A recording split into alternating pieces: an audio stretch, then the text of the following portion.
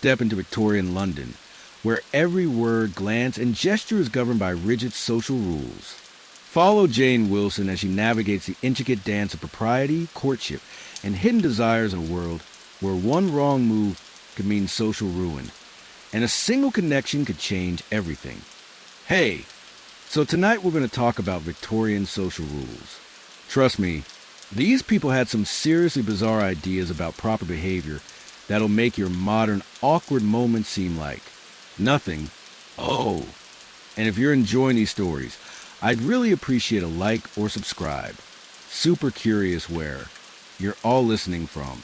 So, drop a comment with your location and what time it is there. Always blows my mind how people are falling asleep to this all over the world. All right, let's head back to Victorian England. Trust me, it's going to be quite a ride. So, congratulations. You just woke up in London sometime around 1850. Your eyes blink open to find yourself in a narrow, iron bed frame, not the memory foam mattress you're used to. This one's stuffed with horsehair, slightly prickly, slightly lumpy. The room is chilly, really chilly. The coal fire that was burning when you fell asleep has died down to glowing embers, leaving just enough light to make out. The shadows of furniture around you, a bulky wardrobe, a washstand with a ceramic basin, a dressing table with a small mirror.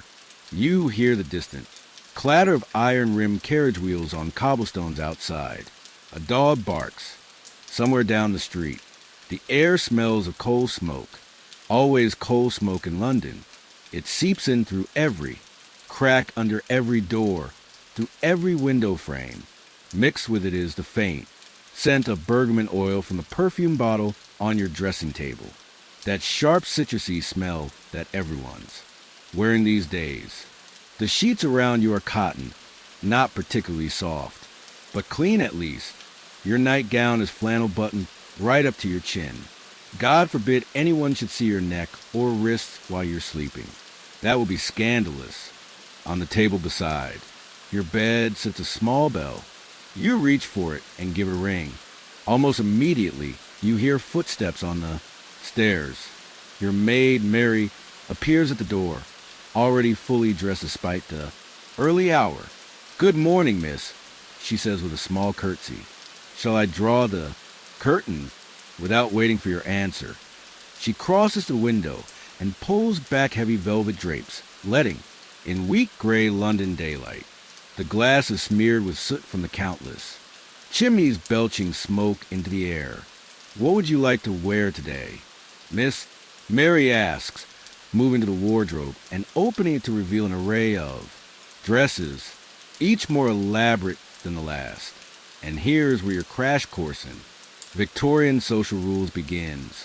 Because what you wear, how you speak, how you walk, who you talk to when you talk to them, and basically everything else you do today will be governed by the most complex social code humans have ever created. The Victorians were basically playing life on expert mode. One wrong move and boom, social disgrace. You have a morning call with Mrs. Hartley at 11 o'clock. Mary reminds you as she selects a day dress in a deep blue, and then tea with your cousin Emily at 4. These morning calls are your first lesson in Victorian social rules.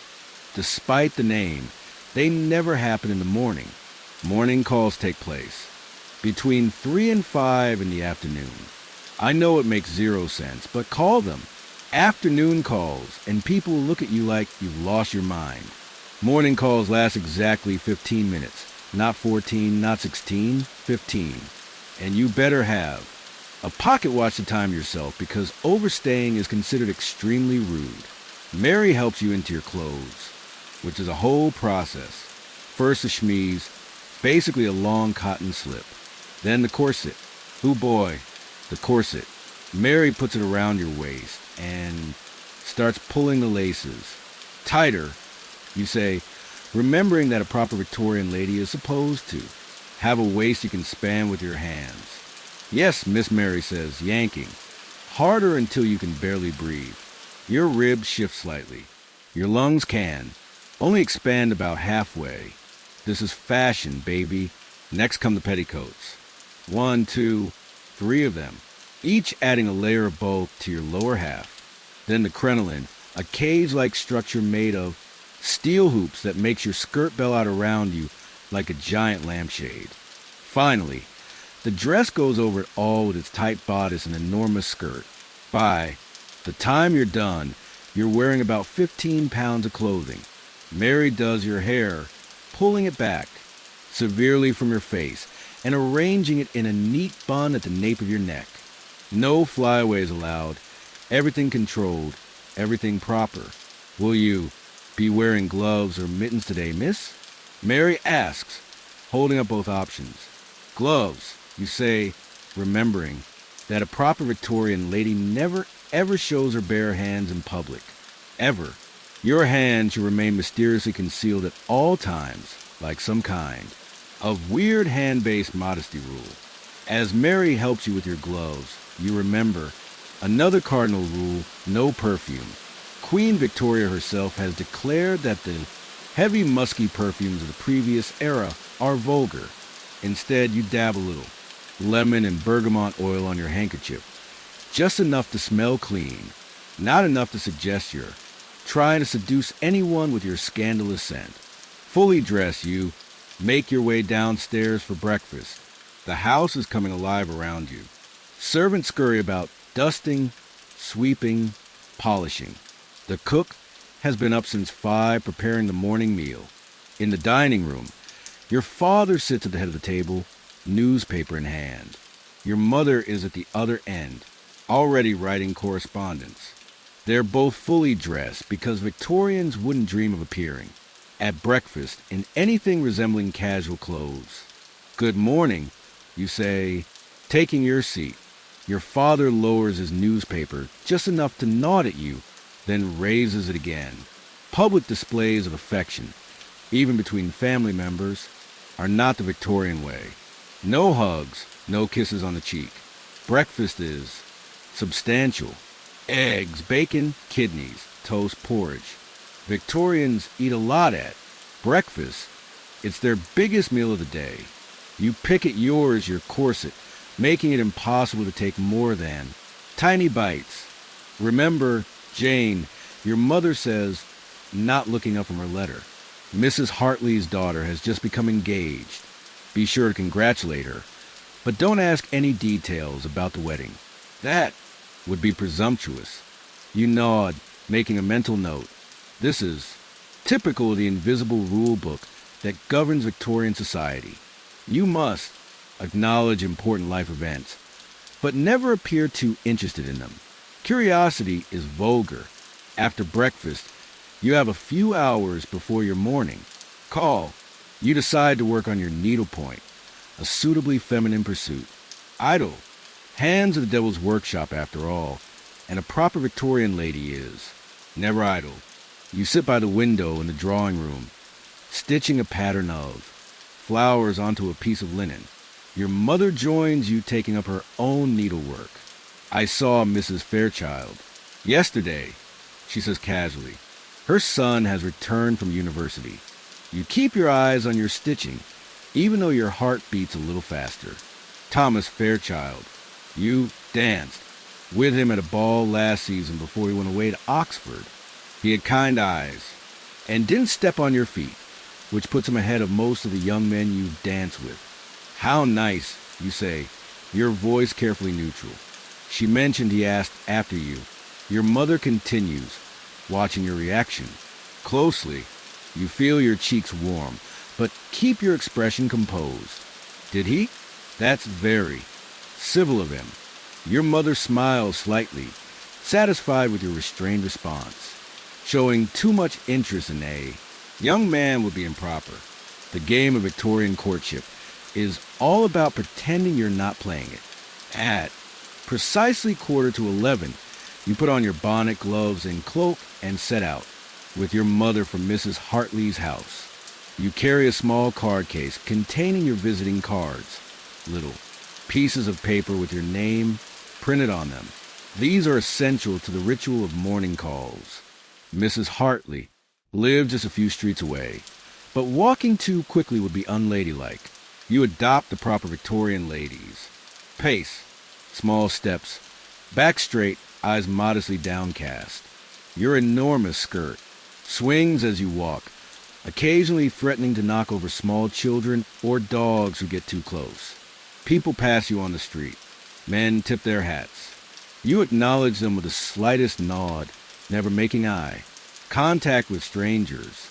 A gentleman would never speak to a lady he hasn't been formally introduced to, and a lady would certainly never speak to a strange gentleman. You arrive at Mrs. Hartley's at precisely 11 o'clock. Punctuality is crucial. Being early is as bad as being late. Both suggest you don't have enough engagements to fill. Your day, which would be embarrassing. The butler answers the door. You hand him your visiting cards, one from you and one from your mother. He takes them on a small silver tray and shows you into the drawing room where Mrs. Hartley and her daughter Charlotte are waiting. Everyone curtsies. No one hugs or kisses. Cheeks. Physical contact is kept to an absolute minimum. How kind of you two. Call, Mrs. Hartley says, gesturing for you to sit down. You arrange yourself carefully on a small sofa, mindful of your enormous skirt. Sitting gracefully in a crinoline is an art form. You must perch right on the edge of your seat to accommodate the steel cage around your lower half. We're so pleased to hear your happy news. Your mother says to Charlotte, who blushes appropriately. Thank you, Charlotte murmurs, eyes downcast. Mr. Edwards is very kind. And that's it. That's all the information you're going to get about Charlotte's engagement. Not what her fiancé is like. Not when the wedding will be. Not how they met or whether she loves him.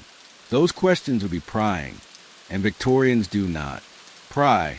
The conversation moves on to safe topics.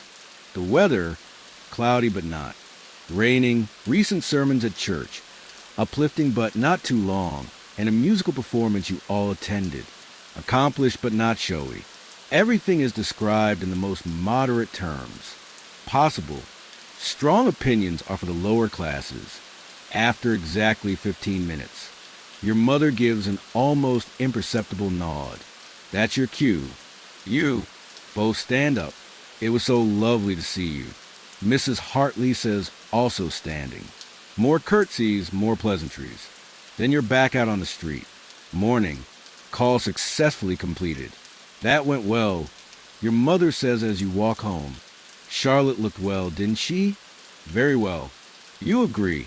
In Victorian conversation, well is the highest praise one can give. Back at home, you have a light luncheon, then spend the afternoon reading an improving book. Nothing too exciting or romantic, of course. Novels that stir the emotions are considered potentially dangerous for young ladies. At 4 o'clock, you have tea with your cousin Emily, who comes to your house. The ritual is similar to morning call, but slightly less formal since Emily is family. You still maintain perfect posture, still speak in measured tones about appropriate subjects, still avoid anything that might be considered gossip. After Emily leaves, you have a few hours before dinner. You practice the piano for exactly 1 hour, enough to maintain your skills without suggesting that you harbor inappropriate ambitions of becoming a professional musician. Dinner is at 7, a relatively informal family meal, since you're not entertaining guests. Still, you change into a different dress, slightly fancier than your day dress, but not as elaborate as an evening gown. Victorians change clothes multiple times a day, each outfit precisely calibrated to the specific social context. At the dinner table, conversation is polite, but not particularly personal. Your father discusses business matters with your brother. Your mother mentions charity work she's involved with. You listen attentively, occasionally offering a gentle opinion when directly addressed. After dinner, you all retire to the drawing room. Your brother and father might have brandy and cigars in the study, but ladies don't drink anything stronger than cherry, and they certainly don't smoke. Instead, you play the piano for the family or work on your needlepoint some more. By 10 o'clock, everyone is ready for bed. Another day of Victorian propriety successfully navigated as Mary helps you undress, removing the layers one by one. You finally feel like you can breathe again when the corset comes off. Will you? Need anything else, miss? Mary asks as she helps you into your nightgown. No, thank you, Mary, you say, settling into bed with a small sigh of relief. She curtsies and leaves, taking the oil lamp with her. The room falls into darkness, except for the faint glow from the bank fire in the grate. You lie there thinking about the day. All those rules, all that restraint. It's exhausting. But there's also something almost comforting about knowing exactly what's expected of you at every moment. As you drift toward sleep, you wonder what tomorrow will bring in this world of rigid propriety and hidden feelings. You'll need to navigate a formal dinner party, which means a whole new set of rules to remember, but that can wait until morning. For now, you let the distant sounds of the city lull you toward dreams. Your last thought before sleep takes you is of Thomas Fairchild and his kind eyes. In this world where so much is restrained and controlled, even the smallest connection feels significant. You wonder if you'll see him soon, and what complicated dance of social rules you'll have to perform if you do. Outside, fog rolls in from the Thames, wrapping the city in its damp embrace. Gas lamps cast hazy halos of light on the cobblestone streets. A carriage passes, wheels clattering. A night watchman calls the hour. And all across London, behind the prim facades of countless houses, Victorians lie in their beds, constrained by their social rules, even in their dreams.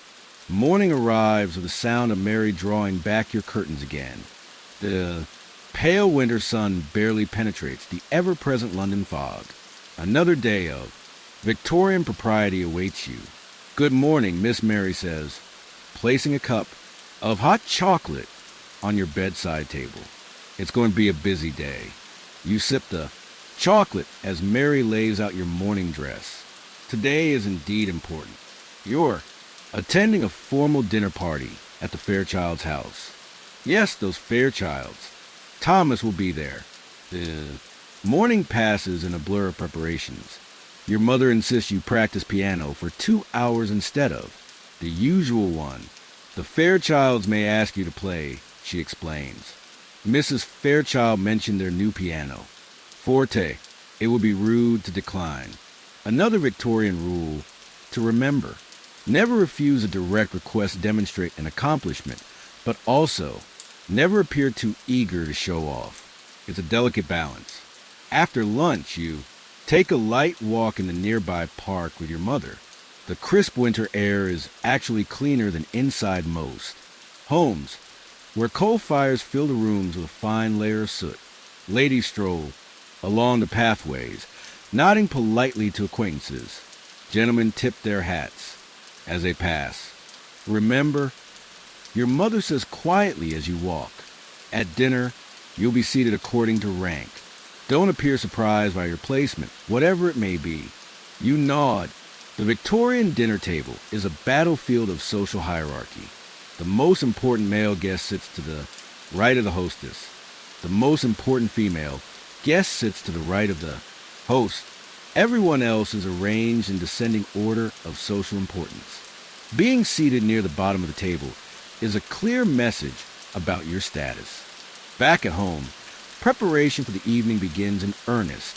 A formal dinner party requires your finest appearance. Mary runs a bath for you, adding a few drops of rose oil to the water. The bathroom is chilly despite the small fire burning in the grate. You bathe quickly, shivering as you step out, onto the cold floor. Then the dressing begins. Tonight requires full evening. Dress. Your corset is laced even tighter than usual. Your crinoline is wider. Your gown is pale blue silk with delicate lace trim. The neckline is lower than your day dress, showing your collarbones and a hint of shoulder. The maximum amount of skin a respectable, unmarried woman can display. Your hair is arranged in an elaborate style with small silk flowers pinned among the curls. A light dusting of rice. Powder on your face gives you the fashionable pale complexion. No rouge, though. Only actresses and women of questionable virtue wear obvious makeup. You look beautiful, Miss Mary says, stepping back to admire her work. You barely recognize yourself in the mirror. You look exactly like a proper Victorian young lady should. Poised, controlled, elegant. Your waist impossibly small, your skirt ridiculously wide. Fashion is suffering, but fashion must be obeyed. Your father has arranged for a carriage to take you to the Fairchilds. It's a cold night, and walking would ruin your carefully arranged appearance. Plus, arriving in a carriage rather than on foot displays your family's prosperity. The carriage pulls up outside a large townhouse on one of London's most fashionable streets. Lights blaze from every window. A footman in livery opens the carriage door and helps you step down. Inside, the house is warm and bright. Gas lighting, the latest modern. Convenience illuminates the entrance hall. A maid takes your cloak, revealing your evening finery. The butler announces your family as you enter the drawing room. Mr. and Mrs. Wilson and Miss Jane Wilson. All heads turn. You feel your cheeks warm, but keep your expression composed as you make your curtsies to Mr. and Mrs. Fairchild. And there, standing beside his mother, is Thomas.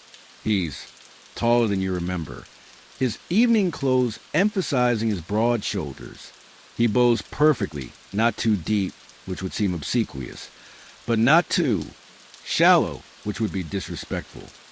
Miss Wilson, he says, his voice deeper. Then you recall, how pleasant to see you again. Mr. Fairchild, you reply, your voice carefully modulated. I trust Oxford agrees with you. The smallest of smiles crosses his face. It does. Thank you. Though London has attractions that Oxford cannot claim. Is he flirting with you? It's so hard to tell with Victorian. Men, their compliments are buried under layers of propriety. More guests arrive. The drawing room fills with a murmur of polite conversation. Everyone stands. Sitting before dinner would suggest eagerness to eat, which would be vulgar. You notice Charlotte Hartley and her fiancé, Mr. Edwards, across the room. They stand a respectable distance apart. No touching, no meaningful glances. To the casual observer, they might not even be engaged. When all the guests have arrived, the butler announces that dinner is served. Now comes a complex choreography of entering the dining room. The host, Mr. Fairchild, offers his arm to the highest-ranking female guest. The highest-ranking male guest offers his arm to hostess. Everyone else pairs off, according to status, forming a procession into the dining room. You find yourself paired with a middle-aged gentleman you've never met before. Thomas, you notice, is escorting an elderly lady with an elaborate turban of fabric on her head. The dining room dazzles with crystal silver and candle light. The table gleams with polished silver and fine china. Each place setting has an intimidating array of utensils, fish forks, soup spoons, dessert spoons, multiple knives, and more. Using the wrong utensil would be a social catastrophe. You're seated about halfway down the table, not at the bottom, which is encouraging, but not near the top either. Thomas is on the opposite side, several seats away. During a Victorian dinner, you primarily converse with the gentleman seated to your left and right, never across the table. The gentleman to your right turns to you. I understand you're acquainted with my nephew, Miss Wilson, Charles Pembroke. I believe you danced at Lady Hamilton's ball last season. You search your memory. Yes, you did dance with Mr. Pembroke. He stepped on your feet 3 times and talked exclusively about his horse. Yes, indeed, you say pleasantly. Mr. Pembroke is an accomplished dancer. A. Small white lie in the service of social harmony. The dinner progresses through multiple courses: soup, fish, meat, game, dessert, each with its own set of, serving rituals and appropriate utensils. You carefully take small bites, chewing quietly. A lady is never seen to eat heartily, even if she's starving. Conversation around the table is carefully balanced between interesting and inoffensive. Politics, religion, money, and anything personal are strictly avoided. Instead, people discuss recent theatrical performances, exhibitions of the Royal Academy, the weather, and travels to acceptable destinations like Italy or France. You notice Thomas watching you from across the table. When your eyes meet, he quickly looks away. In this world of rigid social rules, even eye contact can be loaded with meaning. After dessert comes the most gendered ritual of the Victorian dinner party. Mrs. Fairchild catches the eye of the highest ranking female guest and rises from her seat. This is the signal for all the ladies to leave the dining room, leaving the gentlemen to their port and cigars. You follow the procession of women back to the drawing room. This gender segregation serves multiple purposes in Victorian society. It allows the men to discuss male topics like business and politics. It gives women a chance to use the chamber pot if needed, a necessity given the voluminous skirts that make frequent bathroom trips difficult. And it preserves the fiction that ladies are too delicate to be exposed to cigars and strong drink. In the drawing room, the women arrange themselves in conversational groups. Mrs. Fairchild ensures that Charlotte and her fiancé's mother are seated together, a sign of approval for the upcoming marriage. "Will you play for us, Miss Wilson?" Mrs. Fairchild asks, gesturing to the pianoforte in the corner. Here it is, the dreaded request. You can't refuse, but you also can't appear too eager. "If you wish it, Mrs. Fairchild," you say modestly, though I'm sure there are more accomplished musicians present. "Nonsense." Mrs. Fairchild says, "We've all heard of your talent." You move to the piano, arranging your enormous skirt as best you can on the small bench. You play a piece by Mozart, technically challenging enough to show skill, but not so flamboyant as to seem showy. You keep your posture perfect, your face composed and a slight smile. No grimacing or swaying with the music. That would be considered overly emotional.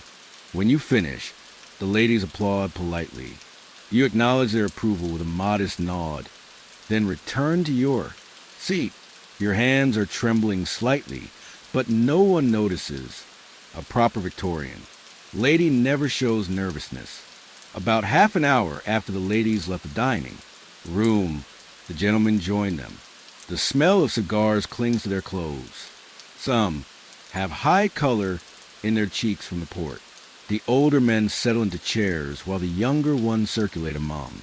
The ladies, Thomas makes his way to your side, stopping to exchange pleasantries with several other guests first to avoid appearing too eager. "I enjoyed your performance, Miss Wilson," he says when he finally reaches you. "Mozart, was it not?" "Yes." You reply a sonata in C major. You play with great feeling. He says, then adds quickly, but appropriate restraint, "Of course." You smile slightly. "Thank you, Mr. Fairchild. I understand you're studying classics at Oxford." And so begins a Victorian version of flirtation, a carefully controlled conversation about impersonal topics with real meaning hidden between the lines. You discuss books, nothing too romantic, music, nothing too passionate, and art, nothing too avant-garde. All the while, you're assessing each other. Is he intelligent? Is she well? Read? Would our temperaments suit? You notice Mrs. Fairchild watching you both with a satisfied expression. Mothers are the primary architects of Victorian matches. No doubt she invited your family tonight specifically to throw you and Thomas together after what seems like only a few minutes, but is actually nearly half an hour. Thomas reluctantly excuses himself. I should speak with Miss Hartley and offer my congratulations on her engagement, he says. Of course, you reply, hiding your disappointment. It was pleasant conversing with you, Mr. Fairchild. He bows slightly. The pleasure was mine. Miss Wilson. As he walks away, your mother appears at your side. He seems quite attentive. She murmurs, does he? You say, pretending you hadn't noticed. Your mother isn't fooled. Don't appear too interested, Jane. Nothing scares away a potential suitor faster than an eager young lady. The evening continues, with more music, some card games, and continuous circulation of guests around the room. Everyone is careful to speak to everyone else. No one stays in one. Conversation too long. The appearance of social harmony is paramount. At precisely 11 o'clock, the first guests begin to leave. This signals that it's acceptable for others to depart as well. The Victorians have strict rules even about when to end a party. Your father catches your mother's eye and she nods slightly. Time to go. You make your farewells to the hosts, thanking them properly for their hospitality. Thomas is nearby and bows to you one last time. Until we meet again, Miss Wilson, he says softly. Good evening, Mr. Fairchild. You reply, your voice giving away nothing of your inner thoughts. Outside, your carriage is waiting. As you settle into the seat, you finally allow yourself a small sigh of relief. The evening went well. No social missteps, and Thomas seemed genuinely interested in you. A successful evening, your father declares as the carriage pulls away. This is high praise from him. Indeed, your mother agrees. Mrs. Fairchild mentioned they're hosting a small musical evening next week. We're to receive an invitation. Your heart beats a little faster. Another opportunity to see Thomas. Back at home, Mary helps you undress, carefully hanging up your evening gown and putting away your jewelry. Your hair, so elaborately arranged, tumbles down your back as she removes the pins. Did you enjoy yourself, miss? Mary asks as she brushes out your hair. It was a pleasant evening, you say, maintaining your composure even with your lady's maid. Servants observe everything and gossip among themselves. Any show of excitement about Thomas might reach his household through the servants' network. When Mary leaves, you sit at your dressing table for a moment, looking at your reflection behind your composed expression. Your mind is racing. Did Thomas really seek you out specifically? What did his mother's watchful gaze mean? Will he call on you? Or must you wait to meet again at the musical evening? Dating in the Victorian era is like playing chess while blindfolded. Every move matters, but half the time you don't even know you're making a move, and the stakes are high. Your entire future happiness depends on making a good match. You move to the window, pulling back the curtains slightly to look out at the foggy London night. Gas lamps create halos of light in the mist. A lone hansom cab clatters past on the cobblestones. Somewhere out there, Thomas Fairchild is perhaps thinking of you, too. But in this world of rigid propriety and hidden feelings, who can tell? You'll have to wait and see what the next social encounter brings, and what new rules you'll need to navigate. Your next encounter with Thomas Fairchild comes sooner than expected, the very next day. In fact, you're reading in the front parlor, half-heartedly turning pages of a suitably improving book about Bot when Mary appears at the door. Mr. Thomas Fairchild is here, miss, she announces. He's asking if you and your mother are receiving visitors. Your heart jumps, but your face remains perfectly composed. Please tell him we are married, and inform my mother. A proper Victorian young lady is never ever left alone with a gentleman caller. Your mother must be present for the entire visit. Even stepping out of the room for a minute would be scandalous. Mary curtsies and disappears. You have about 30 seconds to prepare yourself. You check your hair in the small mirror above the fireplace. Straighten your posture and pick up your book again, arranging yourself to look naturally, occupied when he enters. The door opens, and there's Thomas looking even more handsome in daylight. His formal morning clothes fit him perfectly. Dark coat, perfectly tied cravat, polished boots. He's carrying his top hat and gloves. Gentleman always removes his hat indoors, but keeps his gloves on until seated. Miss Wilson, he says, bowing, I hope I find you well today. Quite well. Thank you, Mr. Fairchild, you reply, setting your book aside and gesturing to a chair. Please be seated. My mother will join us momentarily. Thomas sits, finally removing his gloves and placing them inside his hat. This is the Victorian equivalent of getting comfortable. I enjoyed the evening at your parents' home last night. You say, keeping your tone pleasant, but not overly warm. As did I, he replies. My mother was particularly impressed with your musical performance. Before you can respond, your mother enters the room. Thomas immediately stands. A gentleman always rises when a lady enters. Mr. Fairchild, your mother says, smiling, what a pleasant surprise. Thomas bows again. Mrs. Wilson, I hope I'm not calling at an inconvenient time. Not at all, your mother assures him, taking a seat on the sofa beside you. Now the real dance begins. I've come to extend an invitation. Thomas says, my mother is hosting a small musical evening next Tuesday. She hopes Miss Wilson and your good selves will be able to attend. So that's why he's here. Not just to see you, but as his mother's messenger. Still, he could have sent a servant with a written invitation. The fact that he came personally means something. How kind. Your mother says, we will be delighted to accept. Excellent, Thomas says, his eyes flickering to you. My mother also mentioned she would be grateful if Miss Wilson might consider performing. Your rendition of Mozart last night was much admired. Now you understand completely. Mrs. Fairchild wants to show you off to her friends. You're being evaluated as a potential daughter-in-law. I would be happy to play, you say modestly, though I'm sure your mother has engaged more accomplished musicians. Thomas shakes his head. None that I'm aware of. Your talent will be the highlight of the evening. Is he actually complimenting you directly? That's borderline scandalous in Victorian terms. Your mother smoothly steps in. My daughter practices diligently, Mr. Fairchild. We're grateful for the opportunity to share the fruits of her hard work.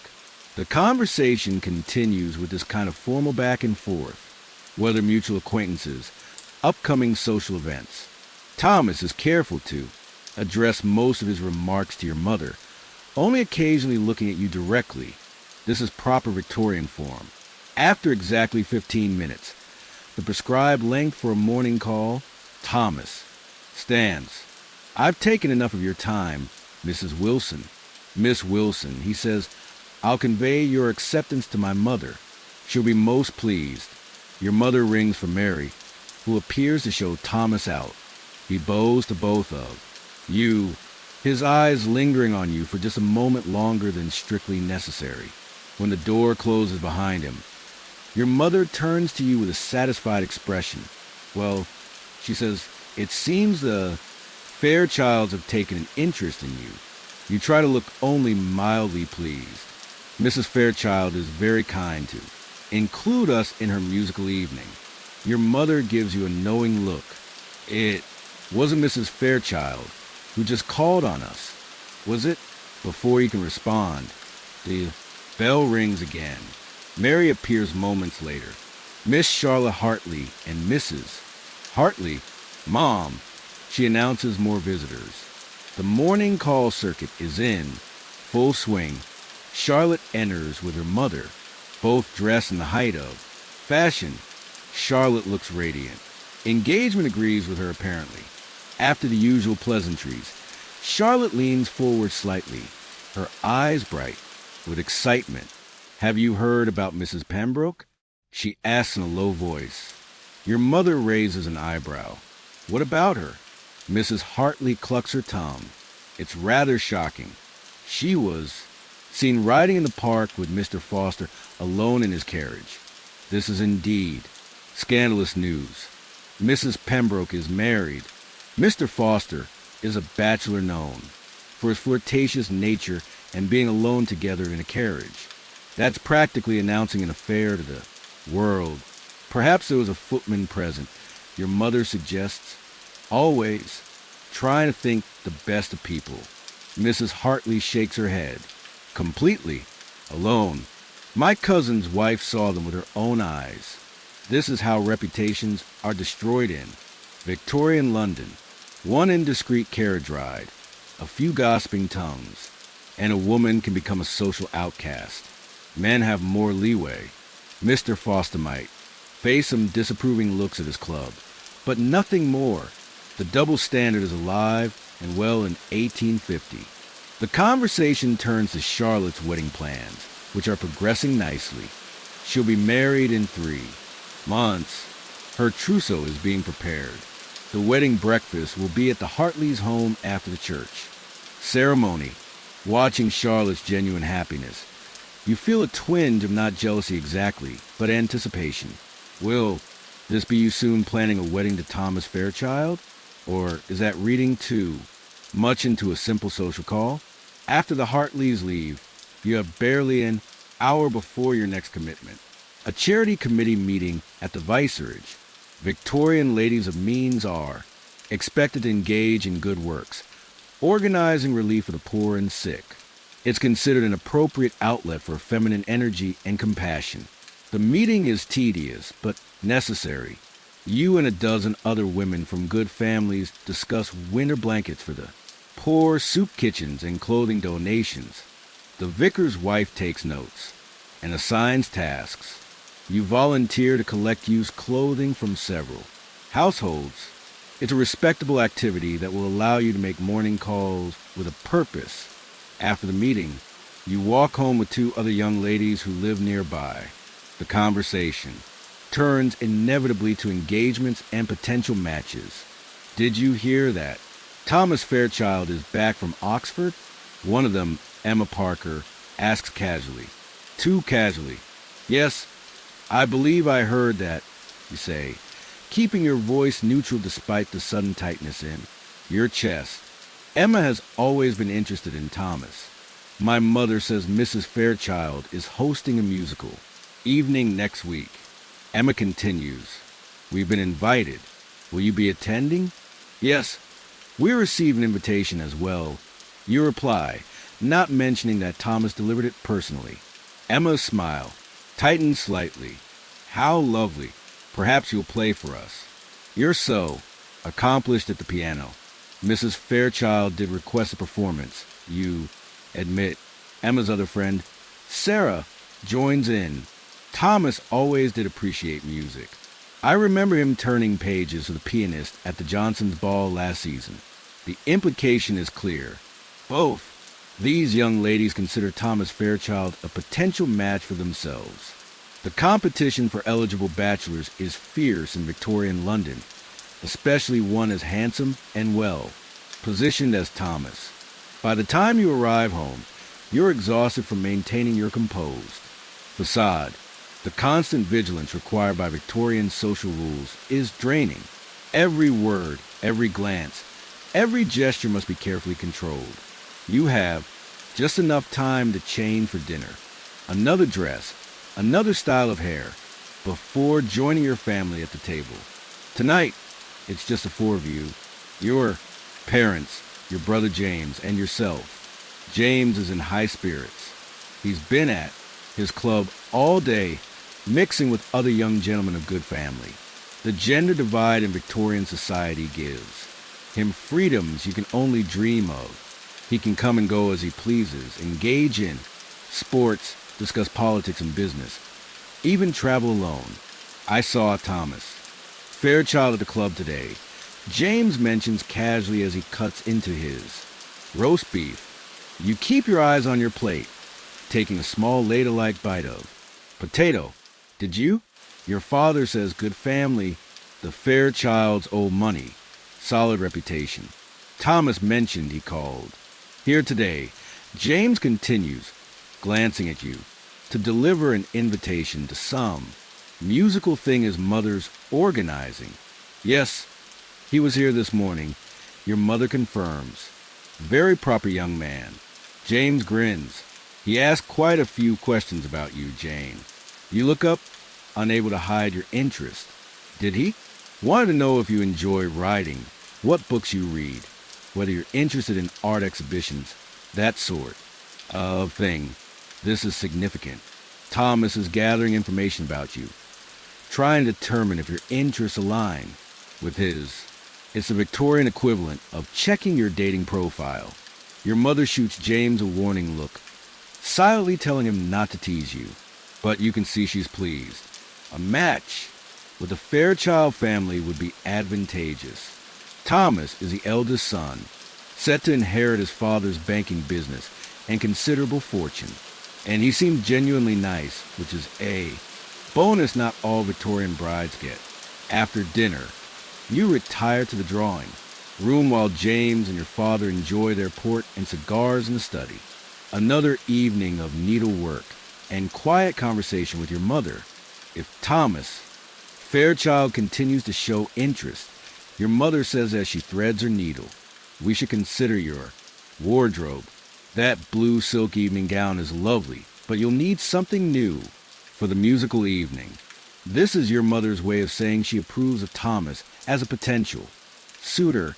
New dresses aren't commissioned lightly given their expense. Perhaps the dressmaker could come tomorrow, you suggest. Try to sound only mildly interested. Your mother nods. I'll send a note in the morning. The next few days pass in a blur of preparations for the musical evening. The dressmaker creates a new gown in pale green silk that complements your eyes. You practice piano for hours each day, selecting a piece that's beautiful but not too showy. Mendelssohn's Song without words. On the morning of the musical evening, an unexpected package arrived for you. Mary brings it to your room, a small box wrapped in brown paper. This just came for you, miss, she says. Delivered by the Fairchild's footman. Your hands tremble slightly as you unwrap it. Inside is a small volume of poetry, Tennyson's latest collection. A small card accompanies it with a brief message in a strong masculine hand. Miss Wilson, I thought you might enjoy these verses. The one marked on page 43 reminded me of your playing. Respectfully, T. Fairchild. You quickly turn to page 43. There's a poem about music with one line, delicately underlined. The heart of the listener is moved by the skilled hands of the player. Mary watches your face, clearly curious. It's just a book of poetry. You say it casually, as a gentleman send you books every day. From Mr. Fairchild. Very nice of him, miss. Mary says, a knowing look in her eyes. Servants always know what's going on before anyone else. You hide the book in your drawer. Victorian propriety dictates that you can't openly display it or mention it to anyone. Gifts between unmarried men and women are technically forbidden unless they're engaged. Thomas has bent the rules by sending you this book. If you acknowledge it publicly, you'd be breaking them outright. But in the privacy of your room, you press the book to your chest for just a moment, allowing yourself to feel the excitement that proper Victorian ladies never show. Thomas Fairchild is definitely courting you. That evening, your family arrives at the Fairchild home precisely on time. Not early, which would seem eager, and not late, which would be rude. Your new green silk gown rustles softly as you step down from the carriage, the crinoline underneath, maintaining its perfect bell shape. The Fairchild drawing room is already filled with guests. When you arrive, your eyes immediately search for Thomas. finding him across the room in conversation with an elderly gentleman. He looks up as you enter, and though his expression remains properly reserved, his eyes brighten noticeably. Mrs. Fairchild greets you warmly, complimenting your gown and thanking you in advance for your musical contribution. She steers you toward a group of young ladies that includes, unfortunately, Emma Parker. Emma's dress is remarkably similar to yours in color, though not as finely made. She notices the similarity immediately and gives you a tight smile.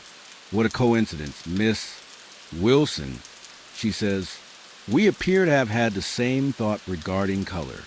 What she means is, we're both trying to catch Thomas's eye with green dresses. The competition continues. The musical portion of the evening begins with a professional singer performing several Italian arias. Then a gentleman plays the violin. You're scheduled to perform third, which is a good position, not first, which would suggest you're the least important performer, and not last, which would put too much pressure on you. As you move toward the piano, Thomas steps forward. May I turn pages? For you, Miss Wilson? He asks. This is significant. Page turning puts him right, beside you at the piano, a position of intimacy rarely allowed between unmarried people. It's also public. Everyone will note his attention to you. Thank you, Mr. Fairchild, you say, keeping your voice steady despite your racing heart. That would be most helpful. You settle at the piano, arranging your enormous skirts as best you can. Thomas stands beside you, close, enough that you can smell his cologne, sandalwood, and something citrusy. You place your music on the stand, though you've memorized the piece and don't really need it. The sheet music gives Thomas a reason to stand near you. Taking a deep breath, you begin to play. The Mendelssohn piece is lyrical and romantic without being overtly passionate, perfect for a proper Victorian performance. You're acutely aware of Thomas beside you turning pages, exactly when needed. Once his hand brushes yours accidentally, and you feel the contact like an electric shock, though your playing never falters. When you finish, the applause is generous. Thomas offers his hand to help. You rise from the piano bench. Another small liberty that doesn't go unnoticed by the watching crowd. Beautifully played, he murmurs as you return to your seat. Thank you for your assistance. You reply, your voice barely above a whisper. Mrs. Fairchild is beaming. Mr. Fairchild gives Thomas an approving nod, and Emma Parker looks like she's sucking on a lemon. The courtship dance continues, one carefully controlled step at a time. After the musical performances, refreshments are served. Thomas manages to bring you a cup of punch without being too obvious about singling you out. He doesn't stay to talk, that would be too marked, but moves on to attend to other guests. Still, the gesture speaks volumes in society where every action carries. Wait, as the evening progresses, you notice Thomas's father deep in conversation with your own. They stand by the fireplace looking serious. Business, perhaps, or something more personal. Your mother appears at your side, following your gaze. Your father is quite impressed with the Fairchilds. Banking ventures, she says quietly. He's considering an investment. But there's something in her tone that suggests more than financial interest. The Victorians love efficiency. If two families are considering joining through marriage, why not strengthen business ties as well? The evening begins to wind down. Guests start to depart, thanking their host for a lovely musical program. Your family prepares to leave, gathering cloaks and gloves. Thomas approaches as you wait in the entrance hall for your carriage to be brought. Around, Miss Wilson, he says formally, might I call on you tomorrow afternoon? There's an exhibition at the Royal Academy I thought you might enjoy. With your parents' permission, of course. He adds quickly, glancing at your father. This is it, a direct request to court. You, not quite a proposal, but a clear statement of intention. In Victorian terms, Thomas is asking permission to pursue you officially. Your father looks pleased, but maintains his dignity. We will be honored to receive you, Mr. Fairchild, around 2 o'clock. Perhaps. 2 o'clock will be perfect, sir, Thomas replies, relief evident in his voice. He turns to you. Until tomorrow, Miss Wilson. Until tomorrow, Mr. Fairchild. You reply, your calm exterior hiding your inner excitement. Outside, your carriage awaits. Thomas helps you step up into it. One last touch of his hand on yours before you part for the evening.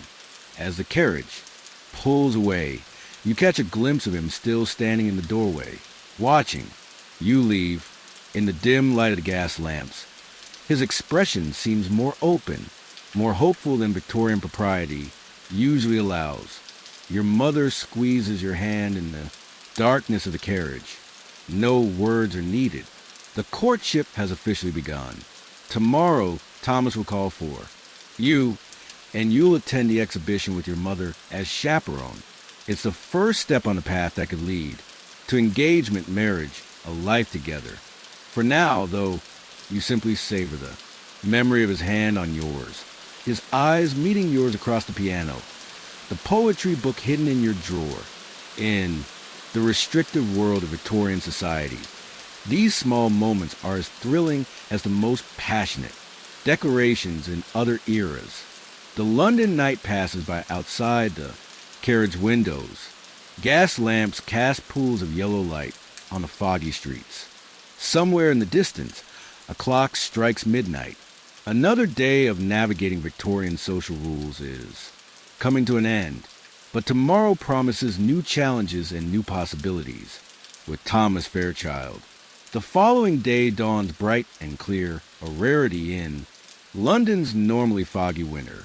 Perhaps even the weather approves of your budding relationship with Thomas Fairchild. You wake earlier than usual, too excited to sleep despite knowing that proper. Victorian ladies never show eagerness. Mary helps you dress in a walking outfit, suitable for an art exhibition. A day dress in deep burgundy wool with a matching pelisse and bonnet. The outfit is fashionable but not flashy, appropriate for a young lady of good, family being courted by a respectable gentleman. You look lovely, Miss Mary, says as she secures your bonnet with pins. If you don't mind my saying so. Thank you, Mary, you reply, examining your reflection. The burgundy color brings a flattering warmth to your complexion. You hope Thomas will approve. Downstairs you find your mother already in the drawing room, dressed for a role as chaperone. A proper Victorian courtship requires constant supervision. You and Thomas will never be alone together until after you're married, if that's where this courtship leads. Remember, your mother says as you wait for Thomas to arrive, enthusiasm is unbecoming in a young lady. Mr. Fairchild should feel he's earning your regard, not that it's being freely given. You nod, though privately you think Victorian courtship rules are exhausting. So much hiding of true feelings, so much pretending not to care when you do. But the rules must be followed if you want to maintain your reputation and make a good match. At precisely 2 o'clock, the doorbell rings. Thomas is punctual, another mark in his favor. The butler shows him into the drawing room where he bows to both you and your mother. Mrs. Wilson, Miss Wilson, he says, I trust you're both well today. Quite well. Thank you, Mr. Fairchild, your mother responds. It's a fine day for an exhibition. Indeed, Thomas agrees. The carriage is waiting whenever you're ready. Thomas has brought his family's carriage, a handsome vehicle with a Fairchild crest on the door, a clear statement of his family's prosperity and his serious intentions toward you. In Victorian society, every detail communicates something.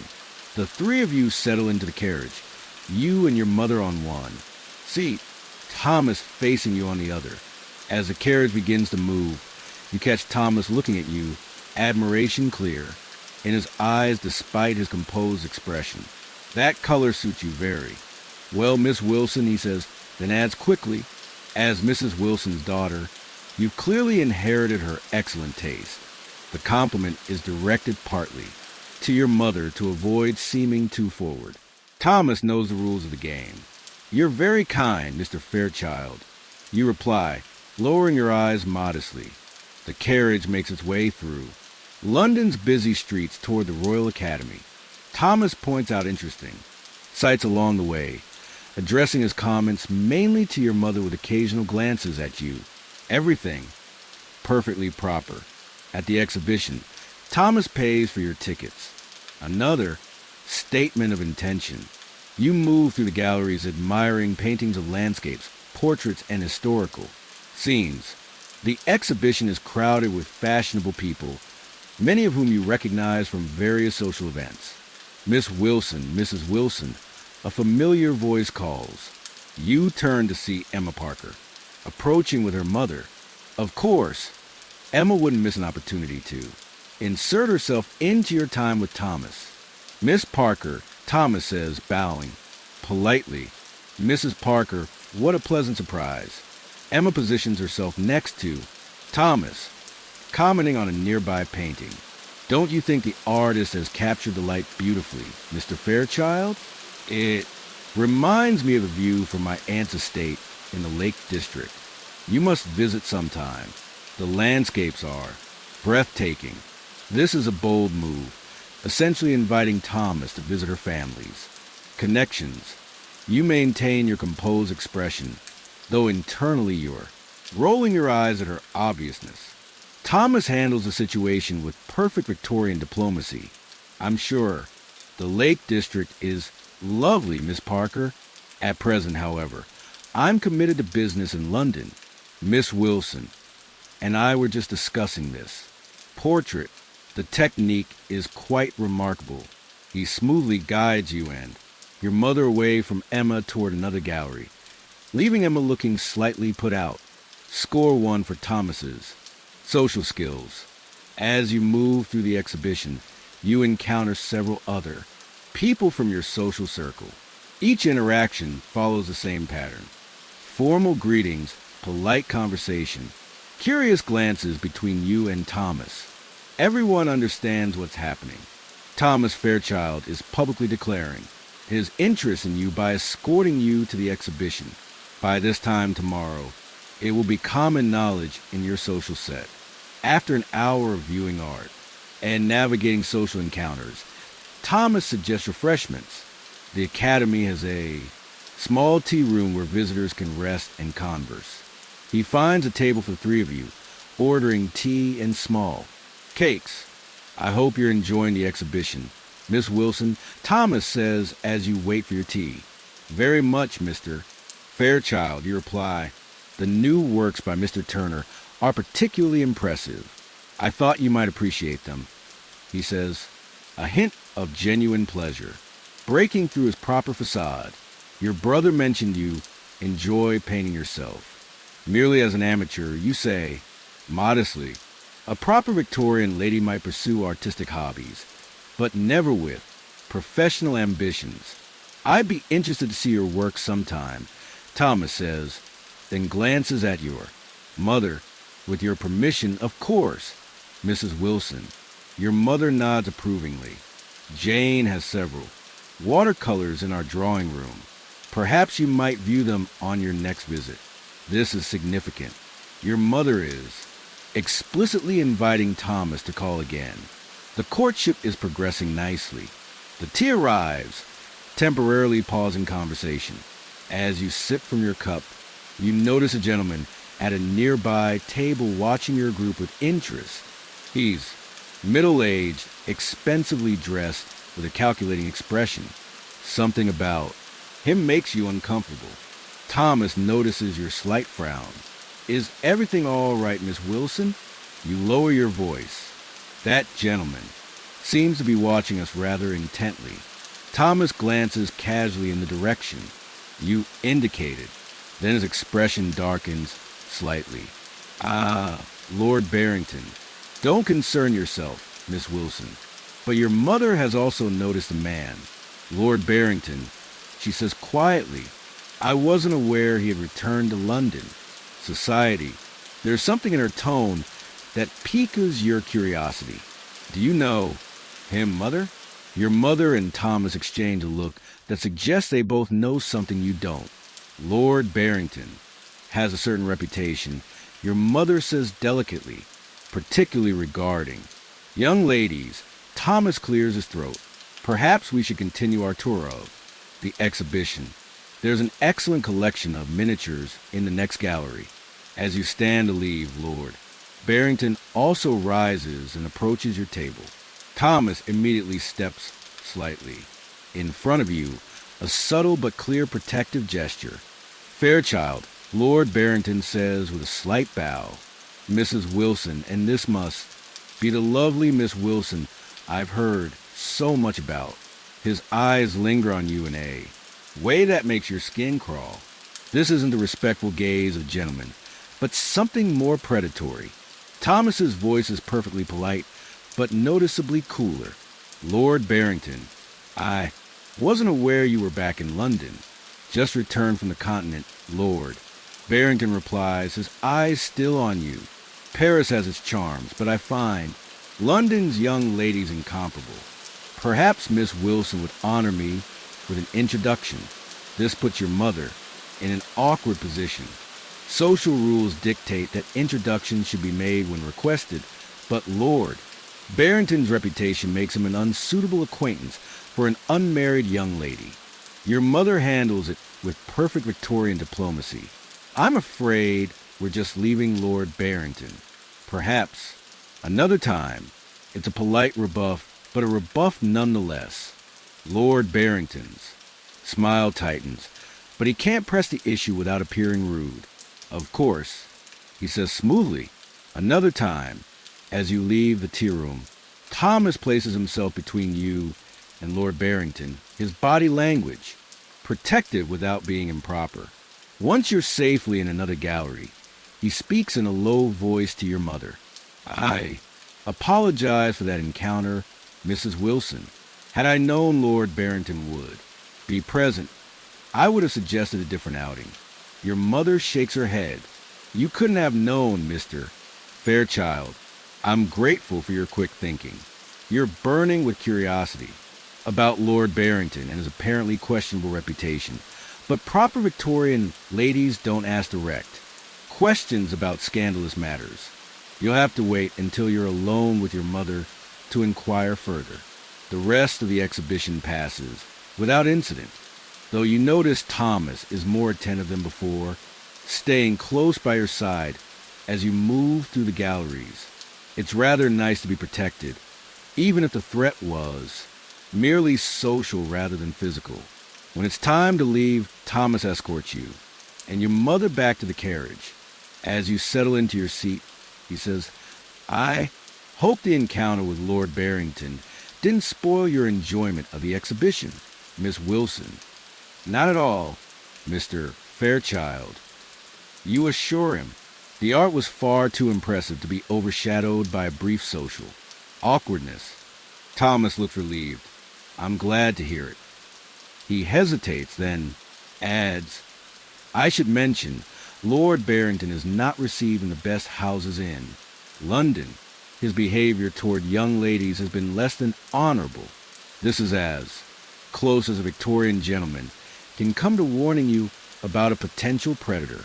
The details are left vague to protect your supposedly delicate sensibilities, but the message is clear.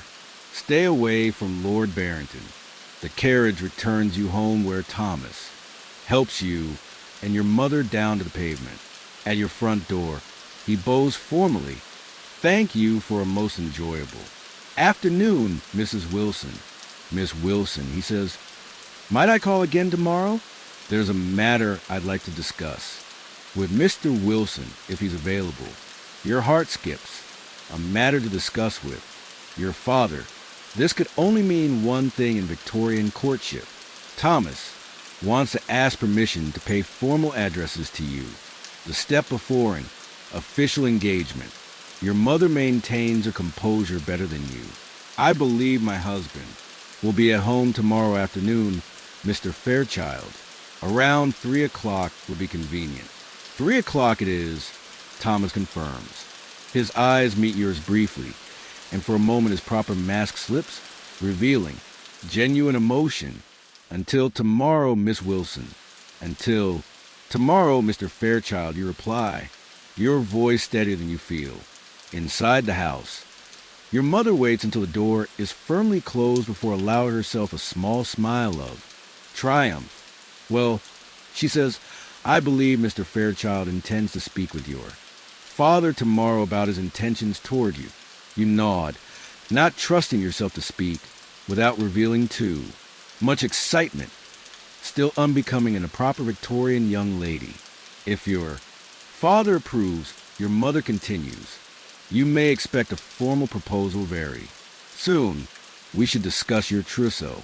A trousseau, the collection of clothing, linens, and personal items a bride brings to her marriage. The Victorian version of a hope chest. Planning it means your mother considers your engagement a foregone conclusion. Yes, mother, you say, still trying to appear appropriately composed. Your brother James arrives home just then, bringing a rush of cold air and masculine energy into the entry hall. Jane, he exclaims, seeing your flushed cheeks, you look like you've received good news. Has Fairchild proposed already? James, your mother scolds. Such matters are not discussed so bluntly. But Mr. Fairchild did escort your sister and me to the Royal Academy today, and he will be calling tomorrow to speak with your father. James grins. Well, congratulations, little sister. Fairchild's a good man. Bit serious, perhaps, but solid character coming from your brother. This is high praise indeed. He hasn't proposed yet. You remind them both, though your heart is singing at the prospect. Mere formality. James says, removing his gloves. The whole town knows he's sweet on you. Oh, and speaking of town gossip, did you hear about Lord Barrington's return? Caused quite a stir at the club. Your mother's expression tightens.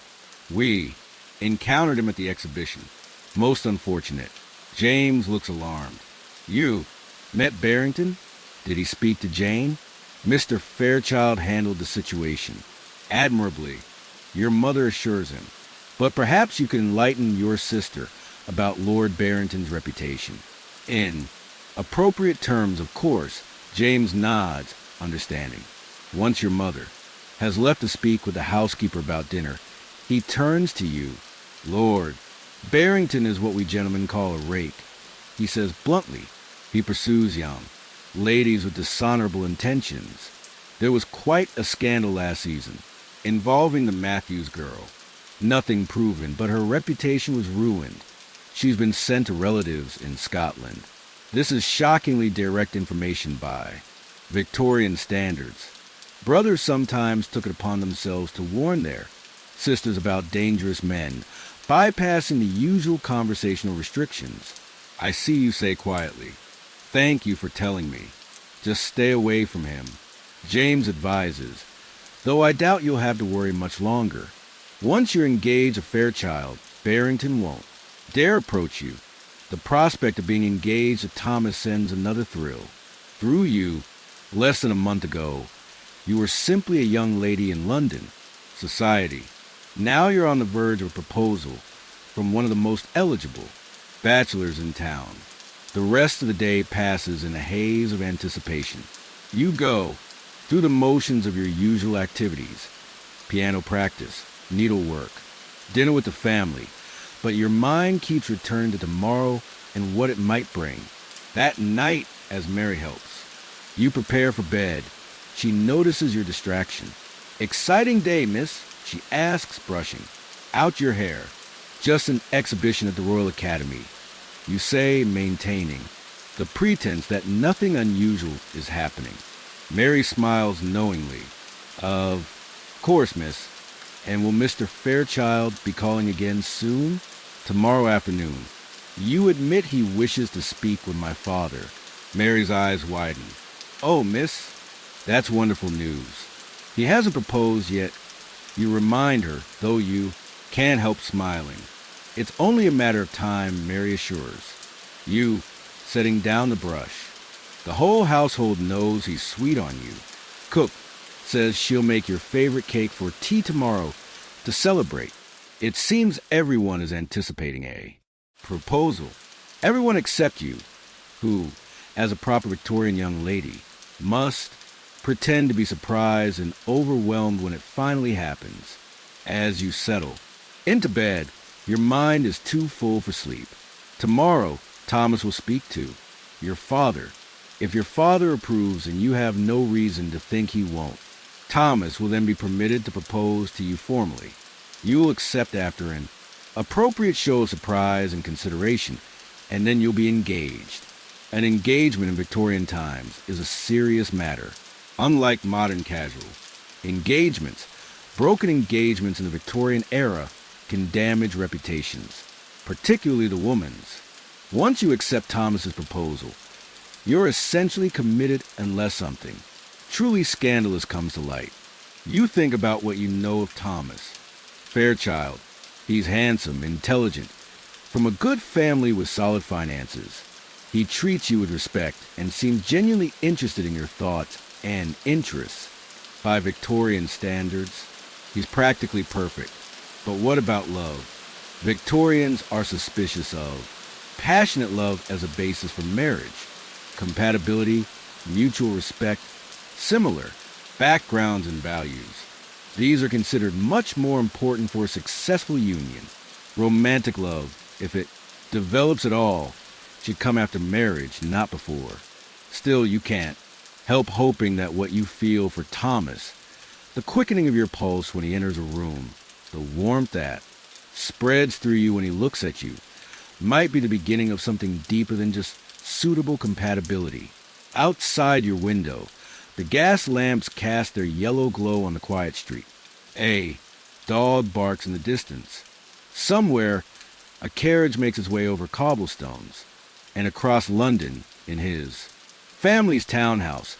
Thomas Fairchild is perhaps lying awake, too, thinking of tomorrow and the question he plans to ask your father. Morning comes too soon, and not soon enough. You dress with extra care in a morning dress of pale blue. Thomas once mentioned he admired the color.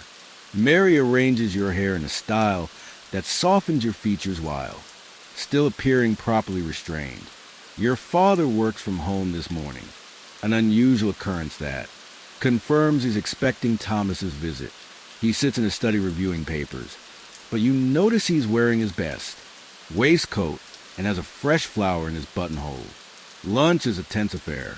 No one mentions Thomas's impending visit, but it hangs in the air, making ordinary conversation difficult. Your mother discusses menu plans with the housekeeper. Your father reads his newspaper. You push food around your plate, too nervous to eat. At precisely 5 minutes to 3, you retreat to the drawing room with your mother. Victorian propriety dictates that you should appear calm and occupied when Thomas arrives, not waiting eagerly by the door. You pick up your needlework, though your hands are too unsteady for fine stitches. Your mother sits nearby, ostensibly reading, but actually watching you with a mixture of sympathy and excitement.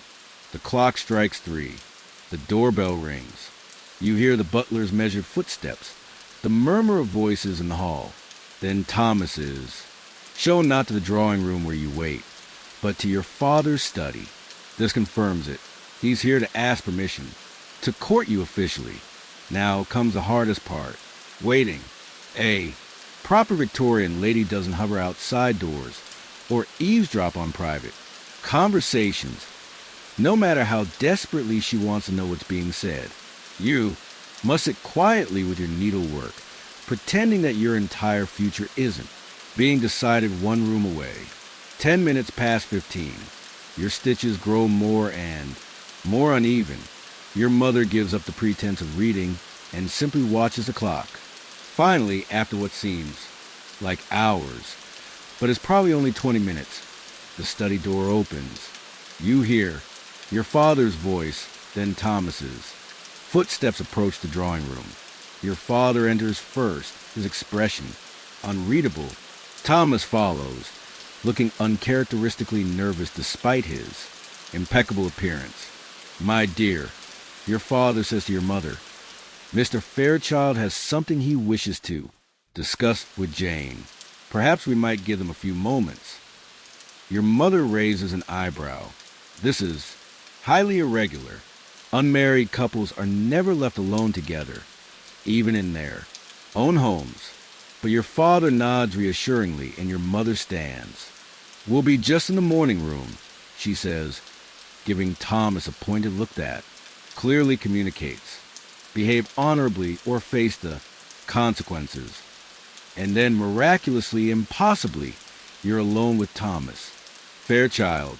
Well, not completely alone. The drawing room door remains open, and you know your parents are within earshot. But this is the most privacy Victorian propriety will allow. Thomas, stand by the fireplace looking more uncertain than you've ever seen him. His usual composed facade has slipped, revealing genuine emotion beneath. Miss Wilson, he begins, then stops. Jane, he corrects himself using your given name for the first time. I've spoken with your father and received his blessing to address you formally. Your heart pounds so loudly you wonder if he can hear it. This is it, the moment every Victorian young lady is raised to anticipate. Thomas takes a step closer, though still maintaining a respectable distance. From our first meeting, I've been struck by your intelligence, your grace, your kind heart. These past weeks have only deepened my admiration and my affection. He pauses, seeming to gather his courage. In this moment, he's not the perfect Victorian gentleman, but simply a man laying his heart bare. What I'm trying to say, rather poorly, I'm afraid, is that I hold you in the highest esteem and regard. Jane Wilson, would you do me the very great honor of accepting my hand in marriage? Thomas's words hang in the air between you. This is the moment you've been anticipating. Yet, now that it's here, you find yourself genuinely overwhelmed. A proper Victorian lady, even one who has seen this coming for weeks, must appear surprised and overcome by a proposal. But your reaction isn't entirely performance. There's something about the vulnerable look in Thomas's eyes, the slight tremor in his usually steady voice that touches you deeply. Mr. Fairchild, you begin, then correct yourself. Thomas, I am deeply honored by your proposal. You pause, not to create suspense, but because emotion has made it difficult to speak. This isn't in the Victorian playbook. You're supposed to be composed, demure, gently pleased, but not passionate. Nothing would make me happier than to accept you finally manage. Your voice soft but steady. Thomas's face transforms. The careful reserve he maintains in public falls away completely, revealing such joy that it takes your breath away. For just a moment, you glimpse the man behind the proper Victorian gentleman, a man of deep feelings carefully controlled. Jane, he says, and just your name in his voice sounds like a caress. You've made me the happiest of men. He takes a step forward, then stops, remembering propriety. Even now engaged, to be married, Victorian rules prevent any physical contact beyond perhaps holding hands, and even that would be pushing boundaries. May I, he asks, extending his hand. You place your hand in his, feeling the warmth of his skin against yours. Such a simple touch, yet in your heavily chaperoned world it feels shockingly intimate. I brought something for you, Thomas says, reaching into his waistcoat pocket with his free hand. He produces a small velvet box and opens it to reveal a ring. It was my grandmother's. The ring is beautiful, a deep blue sapphire, surrounded by small diamonds set in gold. Not as ostentatious as some modern engagement rings, but elegant and clearly valuable. It's lovely, you say as he slips it onto your finger. The weight of it feels strange, but not unwelcome. This visible symbol of your engagement will announce your new status to society before you speak a word. The moment is interrupted by the sound of footsteps. Your parents, having given you as much privacy as Victorian propriety allows, return to the drawing room. Thomas immediately steps back to a respectable distance, though his eyes remain on you. Well, your father asks, looking between you, "Miss Wilson has done me the great honor of accepting my proposal, sir." Thomas says formally. Your mother's face lights up with genuine pleasure. "How? Wonderful. We must have champagne to celebrate." The butler is summoned. Champagne is poured, and toasts are made to the happy couple. Through it all, you remain in a daze. The speed of Victorian courtship is disorienting. Just weeks ago, Thomas was merely an acquaintance. Now he's your fiancé, your future husband. We should discuss dates. Your father says once the initial celebrations have settled, and settlements, of course. Ah, yes, the practical side of Victorian. Marriage. Romance is all well and good, but marriage is also a financial arrangement. Your father and Thomas will negotiate your marriage settlement. Essentially, a contract specify what money and property you bring to the marriage and what will happen to it afterward. My solicitor has drawn up some preliminary papers. Thomas says, "All business now.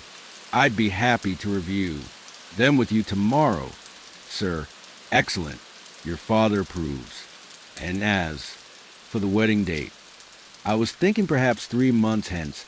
Thomas suggests enough time for proper preparations, but not so long awaited to be trying. Is that a hint of impatience in his voice, a suggestion that he's eager to begin your life together? The thought sends a small thrill through you. 3 months seems appropriate. Your mother agrees. Long enough for a proper trousseau to be prepared, but not so long that society might gossip, because that's another Victorian rule.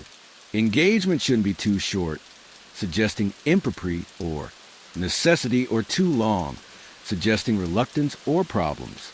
3 months is just right. Thomas stays for dinner, his first meal as your official fiancé. The conversation flows easily with a new warmth between your families.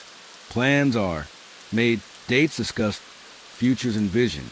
Through it all, you catch Thomas watching you with an expression of wonder, as if he can't quite believe his good fortune. When he finally leaves, he bows over your hand, holding it perhaps a moment longer than strictly proper. "Until tomorrow, Jane," he says softly.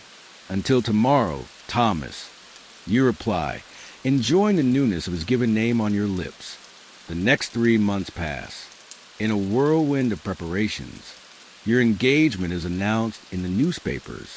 Congratulatory calls and cards pour in. Your mother and Mrs. Fairchild meet frequently to plan the wedding breakfast and coordinate other details. Your days fill with fittings for your trousseau. The extensive wardrobe a bride brings to her marriage. Morning dresses, afternoon dresses, evening gowns, walking outfits, riding habits, night gowns, dressing gowns, undergarments, gloves, bonnets, shoes, shawls, everything a well-dressed Victorian wife might need for at least the first year of marriage.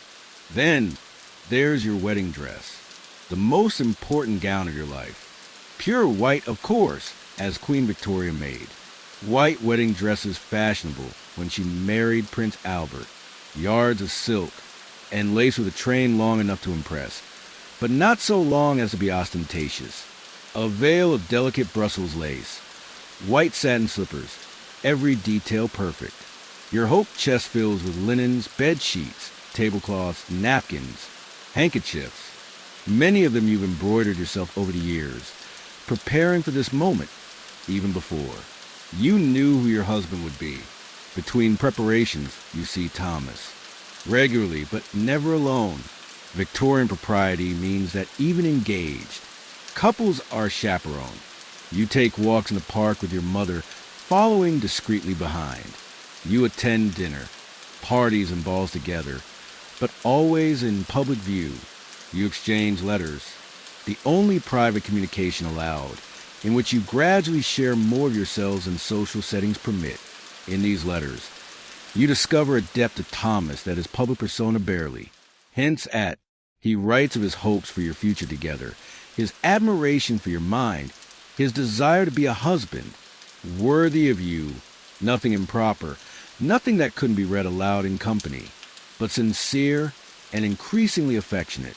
2 weeks before the wedding, the Fairchilds host a dinner party for both families. It's a chance for extended relatives to meet before the ceremony. Your aunts, uncles, and cousins size up, Thomas's family and vice versa. The dinner is a success. Both families are well-mannered, prosperous, and respectable. No embarrassing relatives to cause concern.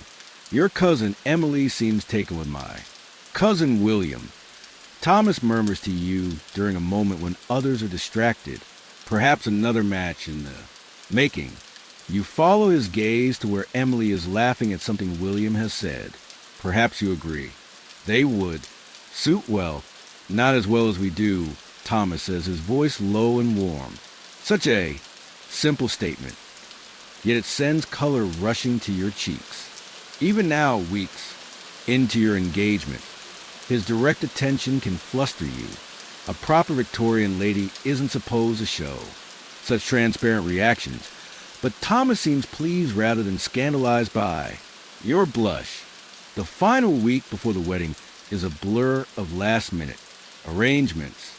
Your wedding gifts are displayed in the drawing room. Silver services, crystal decanters, fine china, ornate clocks, and vases. Guests come to admire them and offer their congratulations yet again. The night before your wedding, your mother comes to your bedroom as Mary brushes your hair for the last time in your childhood home. Tomorrow, you'll move into Fairchild's townhouse where you and Thomas will have your own suite of rooms. I wanted to speak with you, your mother says, dismissing Mary with a nod. About tomorrow night. This is it. The Victorian version of the talk. Proper young ladies are kept so innocent that many go to their wedding nights with only the vaguest idea of what to expect. Your mother, progressive for her time, believes you should have at least some preparation. Marriage brings physical intimacies. She begins, awkwardly. It is a wife's duty to submit to her husband's needs. It may be uncomfortable at first, but a lady endures with dignity.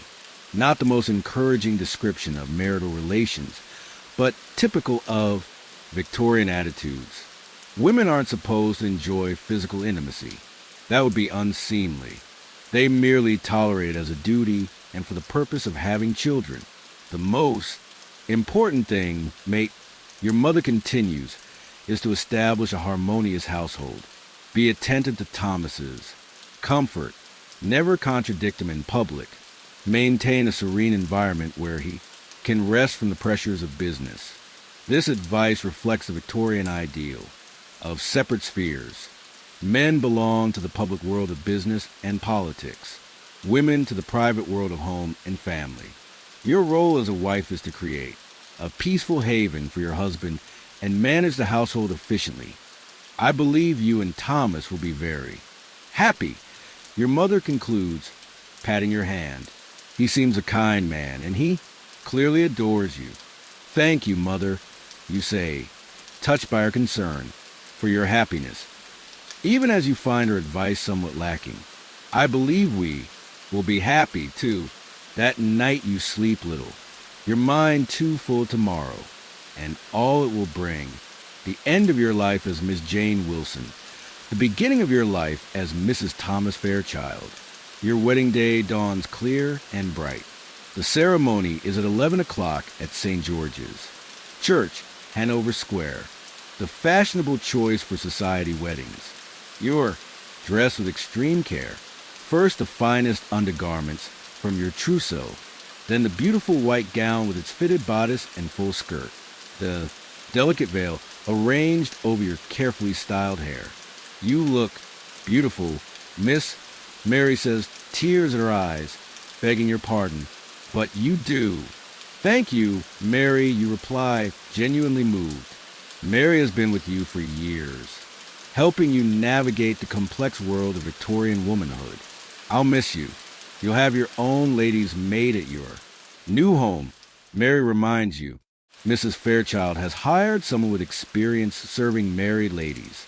Another reminder of how your life is about to change. Even your personal servants will be different. The carriage ride to the church passes in a blur. Your father, resplendent in formal morning clothes, helps you down and offers his arm to escort you inside. The church is filled with flowers and the rustle of fine fabrics as the guests stand to watch your entrance. And there at the altar is Thomas, looking more handsome than ever in his wedding clothes. His face, as he watches you walk toward him, contains such open admiration that you nearly stumble. No one has ever looked at you quite that way before. The ceremony is traditional and dignified. You speak your vows in a clear voice, promising to love, honor, and obey. Thomas slips a gold band onto your finger to join your engagement ring. The vicar pronounces you man and wife. Thomas is permitted to raise your veil and kiss you chastely on the cheek. The first time his lips have touched your skin. Just like that, you're married. Mrs. Thomas Fairchild, a new identity, a new status, a new life. The wedding breakfast that follows is elegant but not ostentatious. Your parents have spent generously but not extravagantly. A fine line in Victorian society where showing off wealth is considered vulgar. Champagne flows, delicate foods are served, speeches are made. You sit beside Thomas at the head table, still somewhat dazed by the morning's events. Are you happy, Jane? Thomas asks quietly during a moment when others are distracted by the cake being cut. Very happy, you assure him. And it's true, despite the whirlwind nature of Victorian courtship, despite the rigid social rules that have shaped every moment of your relationship, you've come to care deeply for this man, perhaps even to love him, though Victorian propriety means you've never used that word aloud. After the breakfast, you change from your wedding gown into a smart traveling outfit. You and Thomas will spend 2 weeks at his family's country estate in Kent. A modest honeymoon by modern standards, but typical for the time. The goodbyes are emotional but restrained. Excessive displays of feeling would be inappropriate. Your mother hugs you briefly. Your father shakes Thomas's hand and kisses your cheek. And then you're in the carriage, husband and wife, finally alone together for the first time. Thomas takes your hand, his thumb gently caressing your palm. Well, Mrs. Fairchild, he says, his voice roared with affection. Shall we begin our adventure? You smile, a genuine smile without the restraint Victorian society usually demands. Yes, you say simply. Let the carriage pulls away, taking you toward your new life. Behind you, wedding guests throw rice and flower petals for luck and fertility. Ahead lies the unknown territory of marriage. Its challenges, its joys, its intimate discoveries.